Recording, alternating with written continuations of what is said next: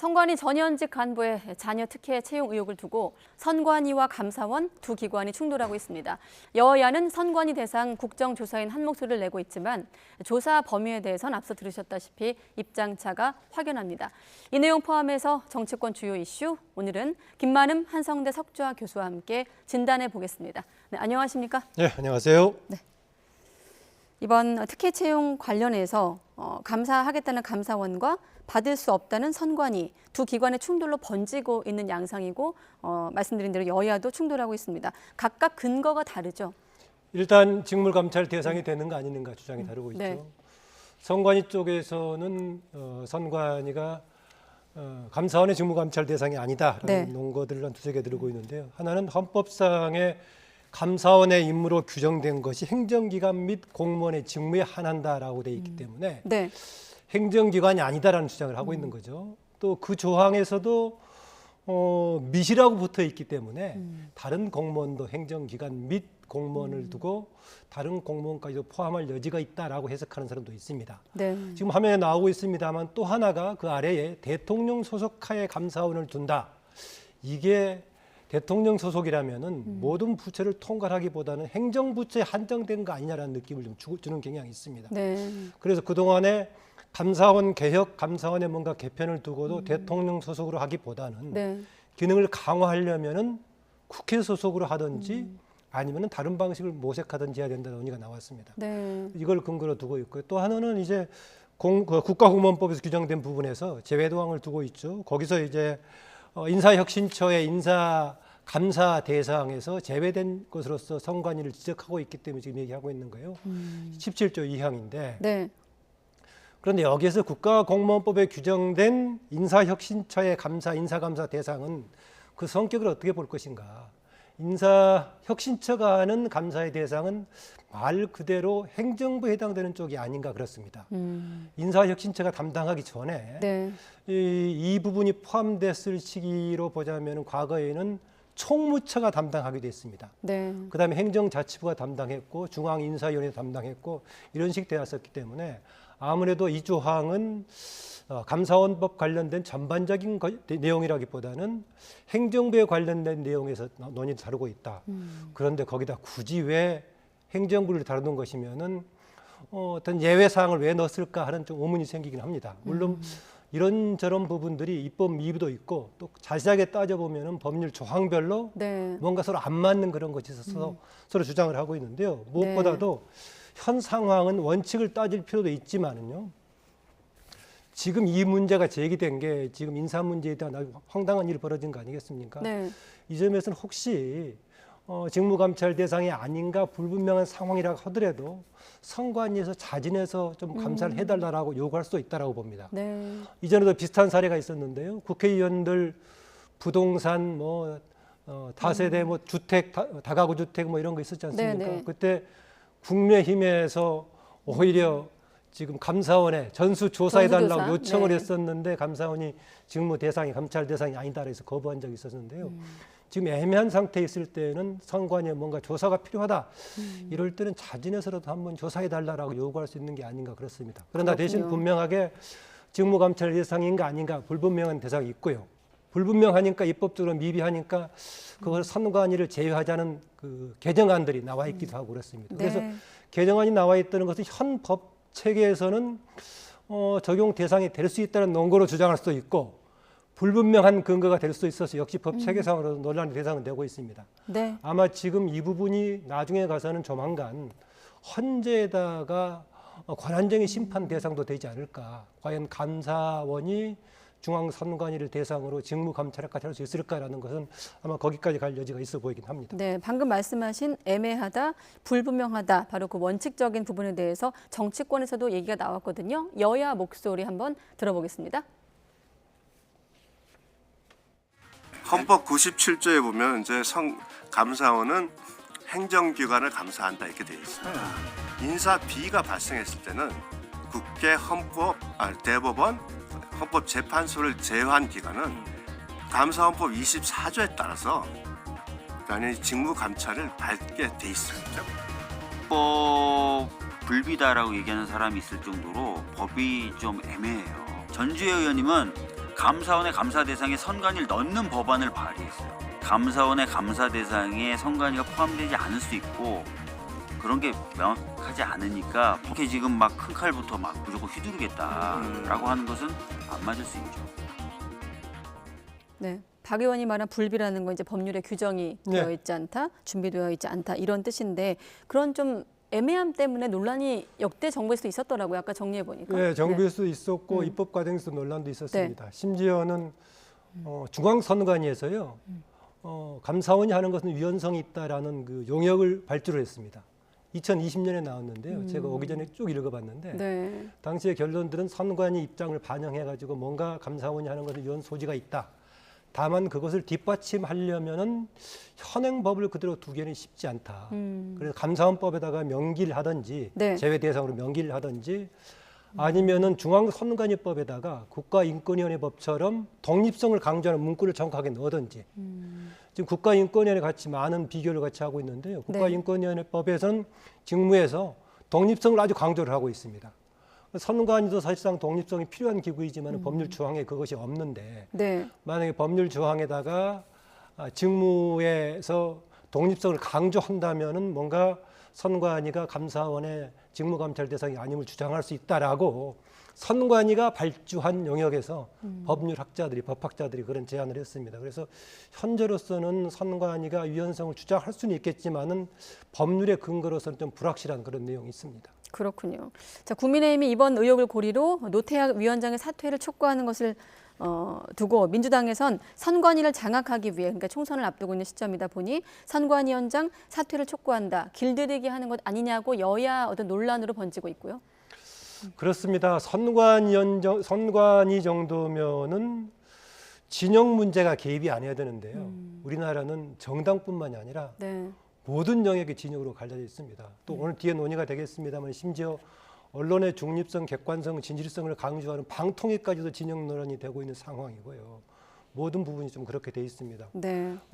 지금 노태학 지금 위원장이 과연 그동안의 중립성 위반 논란을 얼마나 불렀는지 분명하지 않습니다. 다만 현 선관위 체제를 두고 국민의힘에서 조금 많이 불만을 표시하긴 해왔었죠 과거에. 네. 그 선거운동 때 플래카드 표시 현수막 문구 논란도 가지고 이렇게 있었고요. 이런저런 얘기가 돼 있어 왔는데요. 그 문제는 저는 나중에 사퇴 문제는 논의할 수 있다고 봅니다. 근데 현재는 당장은 여기에 대한 직접적인 책임 문제가 먼저 가지 않는가라고 보고요. 덧붙인다면은요, 그동안에 이런 기관이라든가 정치권의 책임이라든가 사과 문제가 나왔을 때 네. 어떤 방식의 과연 사과와 책임이 적절한 건 거죠. 그냥 말로만 잘못했습니다. 또 국회의원들 탈당하면 끝이고 이런 방식이 있었는데 이 부분에서 한번 우리가 국가기관의 책임자들이 해당 기관에서 문제가 생겼을 경우에 책임의 방식에 대해서 한번 따져봐야 될 것입니다. 네. 물론 법률성으로 보자면 선관위원장은 탄핵이라든가 실형 이상을 받지 않으면 뭐 임기를 유지하도록 돼 있긴 합니다. 그런데요, 탄핵이라든가 실형을 받지 않는 한 임기가 보장되는 체제라면은 선관위원장 임명 과정에서도 조금 더 꼼꼼할 필요가 있다는 생각이 듭니다. 예. 현재는 선관위원들을 대통령, 정당, 대법관, 대법원장 3명씩 임명해가지고 예. 위원장은 거기서 호선하는 거 아니겠습니까? 간단하게 호선하는 방식으로 대법관 1명을 겸임하게 해서 6년을 하도록 하는데 그럴 정도로 탄핵이 아니고 실형을 받지 않는 한 임기가 보장되는 체제라면은 앞으로는 선관위원장을 정말 임명하는 과정도 조금 더 꼼꼼하고 헌법적인 기초가 되도록 여러 가지 좀 절차가 필요하지 않나 그런 생각도 듭니다. 네, 알겠습니다. 조금 전 언급하신 이제 언론 문제, 한상혁 전 방통위원장 면직 이후 당분간 권한 대행으로 갈 거다 이런 예상도 있었는데 새로운 방통위원장이 지명될 것이다 이렇게 알려지고 있거든요. 이동관 특보 이름도 좀 거론되고 있는 분위기인데 벌써부터 야권의 반발이 노골적으로 심합니다. 어떻습니까? 네, 많이 거론이 되고 있습니다. 네. 먼저는 후임 얘기가 나오기 전에 한상혁 아직까지 현 위원장이죠. 네. 한상혁 위원장 문제를 가지고도 야권에서 아주 반발했습니다. 한상혁 위원장 이른바 쫓아내고 나서 자기들 사람을 심으려고 한다는 거 있는데요. 물론 그 정부 여당 쪽에서는 한상혁 위원장이 TV조선 재승인 문제 가지고 지금 조작 논란 가지고 좀 빠져 있지 않습니까? 예. 재판까지 가 있는 상황인데 이 문제에 대한 책임을 묻는 거다라고 얘기하고 있습니다. 저는 책임을 물을 수 있다고 되는데요. 그 책임 못지않게 또 하나 한상혁 위원장이 그동안에 너무 정파적 성격이 강하지 않느냐 이런 지적이 있었죠. 이 문제까지 포함해서 만약에 퇴출시키는 방향으로 윤석열 정부라든가 여당이 생각하고 있다면은 후임 임명에서 조금 더 객관성과 중립성을 담보하는 사람이 돼야 될 건데요. 네. 이동관 지금 후보 거론이 되고 있는 분이 워낙 좀 확실한 분이고 기가 좀 센 분이어서 야당에서 걱정하는 좀 기류가 나오고 있는 것 같습니다. 네, 확실하다는 건 MB 정부 때 인사인 것과도 좀 연결이 될까요? MB 정부 때 인사 이것만 두고 얘기 나온 것이 아니라 지금 윤석열 정부가 상당수는 MB 정부 2기가 아니냐 이런 소리가 나올 정도입니다. 지금 화면에- 권한대행 같은 경우도 김효재 전 수석 아닙니까? 예, 뭐 열심히 활동했던 사람들이고요. 예. 정무수석까지 당시 했던 사람들 아다시피 김대기 지금 실장도 그런 상황이고 등급은 아래지만은 그 국안보실의 차장도 지금 이제 김태호 1차장. 예, 그런 상황이고요. 당에서도 장제원 의원 등등이 좀 그러고 있는 상황이어서 여러 사람들이 가고 있습니다. 저는 윤석열 대통령이 됐을 때 기존에 정당 활동을 하지 않고 왔기 때문에요. 뭔가 새로운 사람들로 좀 구축하는 기회가 생기지 않을까 제3의 사람들로요. 네. 그런데 오히려 지금 구체적으로 정권이 집행되기 시작하면서 조금 더 애매한 방향으로 갔죠. 일단 젊은 사람들이 수혈이 돼가지고 국민의힘 자체를 변화시키는 분위기를 줬던 이준석 전 당대표의 비롯한 쪽이 전부 좀 퇴출되지 않았습니까? 당이 좁아진 데다가 뭔가 그러면 새로운 사람들이 들어갈 여지가 있어야 되는데 오히려 기존의 세력을 좁혀뒀다. 그런데 기존의 세력 중에서는 박근혜 정부에서 일했던 사람들은 상당수가 윤석열 대통령이 특검에 합류했을 때부터 이른바 적폐청산으로 많이 제거가 됐기 때문에 네.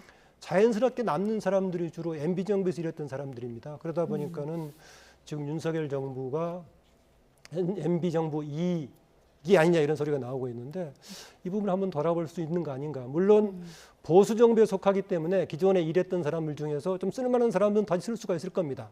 그런데 국민들이 보기에 그것이 그대로 재현되는 느낌을 들었을 경우에는 현재 계속 국민들의 신뢰가 확실하게 오르고 있지 못하는 그런 상황을 탈피하기 어렵지 않는가 해서 다시 한번 윤석열 대통령 스스로도 본인이 가지고 있었던 제3의 세력으로서의 장점을 한번 살리는 쪽으로 되돌아봤으면 그런 주문을 하고 싶습니다. 네, 알겠습니다. 그리고 이 한상혁 전 위원장과 함께 묶여서 또 주목을 받은 인물이 바로 전현희 권익위원장 아니겠습니까? 감사원과 공방을 벌이기도 했는데 일단 임기가 27일까지더라고요. 네. 어떻게 좀 해석하십니까? 그간의 흐름에 대해서?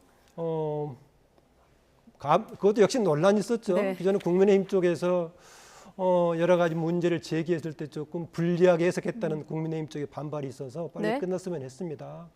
공적으로는 정권이 함부로 관여할 수 없는 직책이지만은 방통위원장이라든가 국민권익위원장 등등은 사실상 대통령의 입김에 좀 배경으로 임명되는 사람들 아니겠습니까? 그래서 임기가 끝나가는 데 문제가 제기됐습니다. 그런데 어차피 임기가 끝나가는데 최근에 임기가 끝나가는 시점 여러 가지 다른 전수조사 문제가 나왔는데요. 이 부분은 그냥 임기가 끝나가면서 정리가 되지 않을까 좀 그렇게 봅니다. 네, 알겠습니다.